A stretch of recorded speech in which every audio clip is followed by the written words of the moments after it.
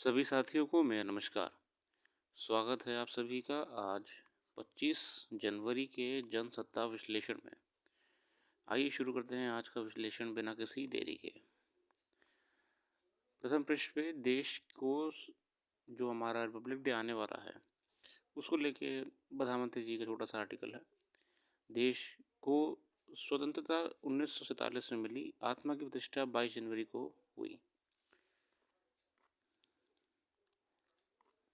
बाकी गणतंत्र दिवस को लेके परेड रिहर्सल चल रहे हैं और अन्य तैयारियां जोर शोर से चल रही हैं। आगे आते हैं आर्टिकल्स पे हमारे। भारत से आस। इसमें कोई दो राय नहीं है कि मौजूदा विश्व में भारत को अब एक ऐसी शक्ति के रूप में देखा जाने लगा है जो अंतर्राष्ट्रीय पटल पर खड़ी होने वाली समस्याओं का हल निकालने में एक अहम भूमिका निभा सकती है। पिछले कुछ वर्षों के दौरान वैश्विक स्तर पर सहयोग और समाधान के मकसद के बनाए गए कई समूहों के सम्मेलनों में मजबूत उपस्थिति से लेकर G20 नेतृत्व करने और उसके जरिए एक व्यापक दृष्टि सामने रखने के रूप में दुनिया भर के देशों ने भारत की स्पष्टता देखी है। मतलब देखिए, लंबे समय से देख रहे हैं कि भारत अब एक पावर के रूप में सामने आ रहा है, एक ग्लोबल पावर के रूप में सामने आ रहा है। अंदाज़ा इससे भी लगाया जा सकता है कि खुद संयुक्त राष्ट्र की ओर से भी भारत को इस मामले में एक महत्वपूर्ण देश के रूप में देखा जा रहा है। मंगलवार को संयुक्त राष्ट्र महासभा के अध्यक्ष जेनेक्स प्रोफेसेंसस ने भारत की इस एक विश्व निकाय का अहम सदस्य बताया। असल में भारत में हमारे संयुक्त राष्ट्र महासभा के अध्यक्ष आए हुए थे अपनी 2-3 दिवसीय यात्रा पे। तो उन्होंने भारत को लेके बहुत पॉजिटिव रिमार्क्स दिए कि भारत अब एक ग्रोइंग नेशन है और भारत बहुत ही कामयाबी के साथ अपना डेवलपमेंट कर रहा है, हर संभव तरीके से अपना परचम लहरा रहा है। आगे आते हैं।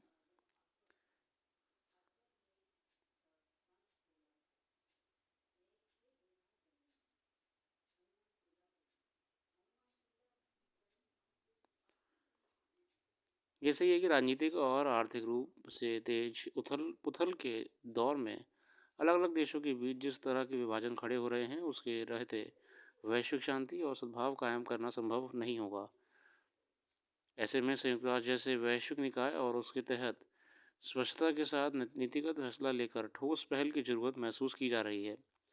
कूटनीतिक मोर्चे से लेकर सतत विकास के मामले में ठोस योजनाएं के साथ अपने अनुभवों और बेहतर तौर तरीके के जरिए विभिन्न देशों के साथ सहयोग और संवाद कायम करने के मामले में भारत की अहमियत अब सभी समझते हैं।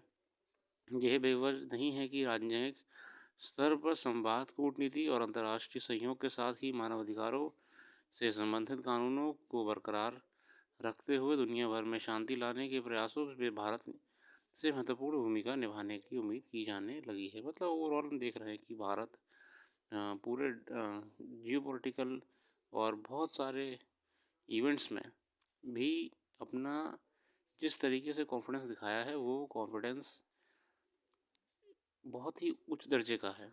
और इसी कॉन्फिडेंस की वजह से जो हमारे अंतर्राष्ट्रीय स्तर पे बहुत सारे देश हैं, वो हमें एक लीडर के रूप में अब देखना पसंद करते हैं।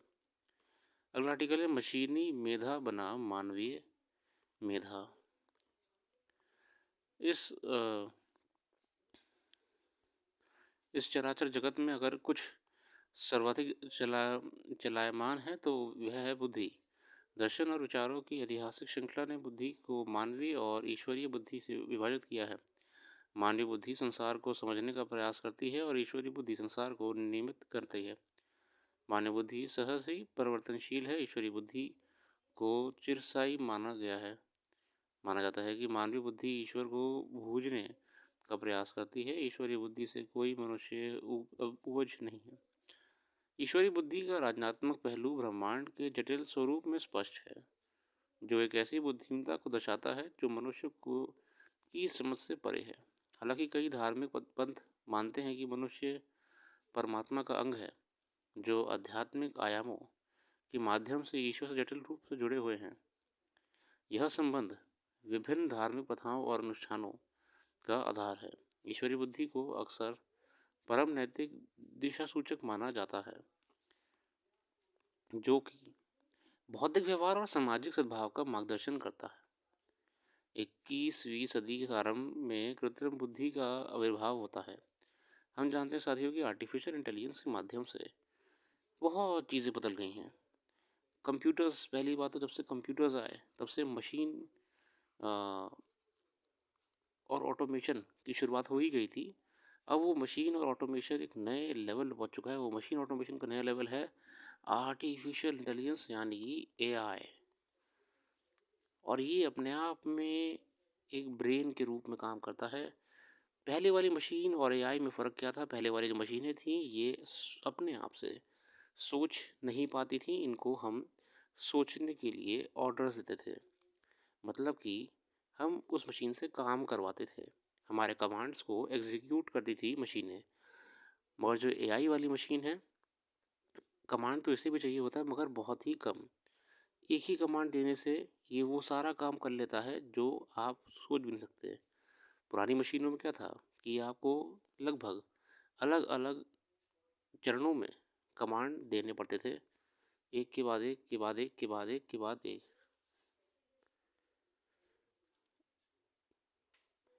इन अलग अलग चरणों में कमांड देने के बाद ही वो मशीन उस पर एग्जीक्यूशन करती थी।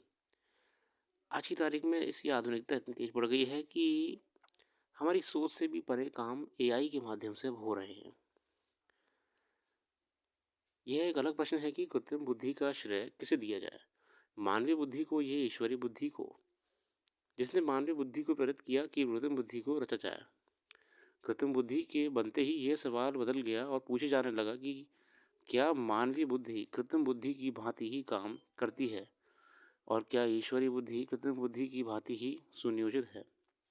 आज आप एक किस्म का गीत या संगीत सुने, कृत्रिम बुद्धि उसी जैसे गानों को कतार पेश कर देगी, या आपको कोई स्थान जानकारी के लिए सर्च कर लें, अगले दिन से कृत्रिम बुद्धि आपको वहां पहुंचने के रास्ते और रहने के होटल आदि बताने लगेगी। ये हम जानते हैं शादियों, अगर हम कुछ गूगल कर लेते हैं तो उससे क्या होता है, उससे ये होता है कि हमारे पे वही रिकमेंडेशंस आना शुरू हो जाते हैं, है ना। ये क्या हो रहा है? क्या कोई व्यक्ति वहाँ बैठा हुआ है जो ये देख रहा है कि अरे ये पर्सन है ए, और इस पर्सन ने अभी सर्च करा है एप्पल,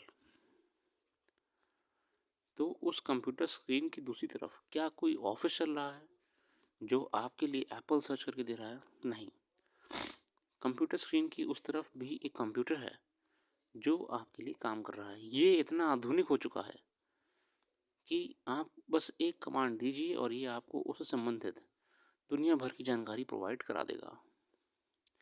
यह आधुनिकता है जो कि नए चरण में पहुंच चुकी है। कृत्रिम बुद्धि एक तरह की ज्ञान, विचार और दर्शन का वर्चस्व स्थापित करेगी। ये सच है कि कृत्रिम बुद्धि के कोई फायदे हैं। जाहिर है कि कृत्रिम बुद्धि कोई काम इंसानों से बेहतर कर सकती है, फिर भी कृत्रिम बुद्धि के गंभीर नकारात्मक परिणाम हैं। धीरे धीरे कृत्रिम बुद्धि द्वारा मानव को विश्लेषणात्मक, आलोचनात्मक सोच और रचनात्मक समस्या समाधान जैसे मानसिक क्रियाओं से बाहर किया जा रहा है। क्योंकि जैसे ही हम कृत्रिम बुद्धि से प्रश्न पूछते हैं वैसे ही उसका उत्तर दे देता है। हम तैयार उत्तरों के लिए कृत्रिम बुद्धि पर निर्भर रहने की आदी हो जाएंगे। देखिए, आर्टिफिशियल इंटेलिजेंस जिस तेजी से बढ़ा है साथियों, हम अगर उसकी आदत लगा लें, अगर हर चीज़ इतनी ऑटोमेट हो जाएगी, ऑटोमेशन इतना बढ़ जाएगा, तो इसके नेगेटिव पॉइंट्स क्या हैं कि मानव ब्रेन जो है, जो कि बहुत जटिल जटिल समस्याओं को सॉल्व करने के लिए बनी है, वो उस स्तर पे काम करना बंद कर देगी। जब हमें कोई काम इतनी आसानी से प्रोसेस हो जाएगा तो हम भी सोचना बंद कर देंगे। इससे हमारा ब्रेन डेवलपमेंट भी कम हो सकता है आने वाले सालों में। जब हमारे लिए चीज़ें ऐसी अवेलेबल हो जाएंगी आसानी से, तो हम क्यों इतना दिमाग लगाएंगे? ये एक समस्या है। कृत्रिम बुद्धि के उपयोग से मानवीय सहानुभूति, संचार और सामाजिक कौशल पर प्रभाव पड़ेगा। जैसे जैसे वॉइस असिस्टेंट और चैट बॉक्स आम होते जा रहे हैं, वैसे ही व्यक्ति तेजी से इनके साथ संवाद में संलग्न होते जा रहे हैं। यह बदलाव पारंपरिक संचार गतिशीलता को चुनौती देता और सार्थक पारस्परिक मानवीय संबंधों की प्रकृति के बारे में भी सवाल उठाता है। उत्तर आधुनिकता के इस युग के में जैसे जैसे कृत्रिम बुद्धिमत्ता का विकास हो रहा है, मानव सहानुभूति, संचार, सामाजिक कौशल और स्मृति पर इसका प्रभाव तेजी से स्पष्ट होता जा रहा है। मानव अनुभाव के इन मूलभूत पहलुओं के संभावित परिणामों पर सावधानीपूर्वक विचार करने की आवश्यकता है। कृत्रिम बुद्धि के समक्ष मानवीय बुद्धि खतरे में और ईश्वरीय बुद्धि शीत निद्रा में है। कृत्रिम बुद्धि के लिए नियमन आवश्यक है और रचे भी जा रहे हैं, पर यह उस शंका को ही गहरा करते हैं जिसमें मानवीय बुद्धि खुद से विरचित कृत्रिम बुद्धि के भस्मासुर से भयंकर है। तो साथियों, हमने यह जानने का प्रयास करा कि जो कृत्रिम बुद्धि का विकास हो रहा है उसके पॉजिटिव पॉइंट्स भी हैं, उसके नेगेटिव पॉइंट्स भी हैं, पॉजिटिव एस्पेक्ट्स भी हैं, नेगेटिव एस्पेक्ट्स भी हैं, मगर अब उसका विकास तो होकर रहेगा। जैसे 2000 सन में कंप्यूटर का जब रेवोल्यूशन हुआ था, कंप्यूटर जब आया था, माइक्रोसॉफ्ट वगैरह, तब बहुत लोगों ने इसको विरोध करा। कंप्यूटर, पर्सनल कंप्यूटर का जब पहली बार मार्केट में चलन शुरू हुआ था, मगर कंप्यूटर ने आते ही पूरा मार्केट चेंज कर दिया। बहुत सारे टिपिकल काम जो कम से कम 5 से 10 लोग करते थे, वो महज एक कंप्यूटर कर लेता था। ये कंप्यूटर का विकास आज इस स्तर पे आ चुका है कि एक कंप्यूटर पता नहीं कितने हज़ार लोग के बराबर काम कर सकता है। तो जैसे ये डेवलपमेंट जो हुआ था, इसके पॉजिटिव पॉइंट से कि काम और आसान होने लग गए थे, काम और एक्यूरेट होने लग गए थे, डेटा मैनेजमेंट वगैरह। नेगेटिव भी हो सकता है कि इसने एम्प्लॉयमेंट को छीन लिया। जहाँ 5 लोग की ज़रूरत थी, वहाँ एक ही व्यक्ति से काम हो रहा है। तो साथियों, विकास तो होके रहेगा। अब हमें तैयार रहना है कि हम भी उसके साथ चलते चलें। चलिए आगे आते हैं। ब्लॉकचेन तकनीक में गुण था भविष्य का रोजगार। ये बेसिकली जो ब्लॉकचेन टेक्नोलॉजी होती है, क्रिप्टो करेंसी में इस्तेमाल होती है, साथ साथ ये कई सॉफ्टवेयर में इस्तेमाल होती है। ब्लॉकचेन बेसिकली क्या होती है कि बहुत सारे यूनिट्स का समूह होता है, या सर्वर्स कह सकते हैं हम। ये बहुत ही सिक्योर्ड होता है। इसमें डेटा जिस तरीके से मूव करता है, ये बहुत ही सिक्योर होता है। ये होती है ब्लॉकचेन। इसका सबसे ज़्यादा जो सुनने में हमें आता है, वो आता है हमें क्रिप्टो करेंसी को लेकर। इसका जिक्र ज़्यादा सुना है क्रिप्टो करेंसी में। कृत्रिम तकनीक ने इंसान के जीवन और दिन प्रतिदिन के उसके कार्यों को आसान बनाने और उन्हें त्वरित गति से संपन्न करने की सहूलियत प्रदान की है। लोगों की जीवन से जुड़ी सभी छोटी बड़ी जानकारियों, लेन देन, बही खाता आदि ऑनलाइन उपलब्ध रहती है। इन सूचनाओं और साइबर अपराधी निगाहें गड़ाए रखते हैं। इन सूचनाओं पे मतलब बहुत सारे हैकर्स भी अपने नज़र गड़ाए रखते हैं। दरअसल ब्लॉकचेन प्रौद्योगिकी के मुख्य लाभों में से एक इसके लेन देन की प्रक्रिया के एक सुरक्षित और पारदर्शी रिकॉर्ड प्रदान करने की क्षमता है। जब ब्लॉकचेन पर लेन देन किया जाता है तो इसे नेटवर्क पर कई कंप्यूटरों द्वारा सत्यापित किया जाता है और ब्लॉक के रूप में जोड़ा जाता है। आसान शब्दों में कहें तो ब्लॉकचेन एक विकेंद्रीकृत डिजिटल लेज़र होता है जो दुनिया भर के हज़ारों कंप्यूटरों पर लेन देन की सेव करता है। ब्लॉकचेन तकनीक सुरक्षा की बढ़ती और सूचना के आदान प्रदान को लागत प्रभावी और अधिक पारदर्शी तरीके से गति बढ़ाने का काम करती है। वास्तव में ब्लॉकचेन आईटी दुनिया के वर्तमान परिदृश्य में शीर्ष उभरते प्रौद्योगिकी डोमेन में से एक है। ब्लॉकचेन डेवलपर वे लोग होते हैं जो ब्लॉकचेन तकनीक पर काम करते हैं और संबंधित कार्यों के लिए जिम्मेदार रहते हैं, जैसे कि ब्लॉकचेन प्रोटोकॉल को डिज़ाइन करता, स्मार्ट कॉन्ट्रैक्ट बनाना आदि। ब्लॉकचेन डेवलपर और इससे संबंधित जितने भी रोजगार हैं साथियों, उनका अब मार्केट में डिमांड पड़ेगा।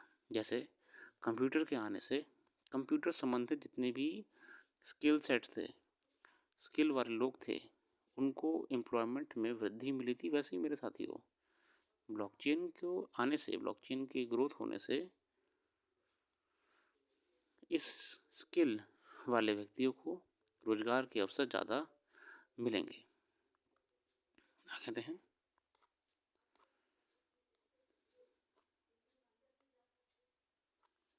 बाकी अखबार का अध्ययन आप कर लीजिएगा, हर खबरों को हम यहाँ पे जिक्र भी नहीं करते हैं। इसके अलावा जो भी करंट अफेयर अगर यहाँ पे मिस कर दी गई है तो वो आप हमारी वेबसाइट पर जाके देख सकते हैं, डिस्क्रिप्शन में उसका लिंक मौजूद है। डिस्क्रिप्शन पे आपको वेबसाइट का लिंक मिल जाएगा, आप वहाँ पे जाके बची हुई करंट अफेयर्स को देख पाएंगे। अपना कीमती समय देने के लिए बहुत बहुत धन्यवाद। आपका दिन शुभ हो।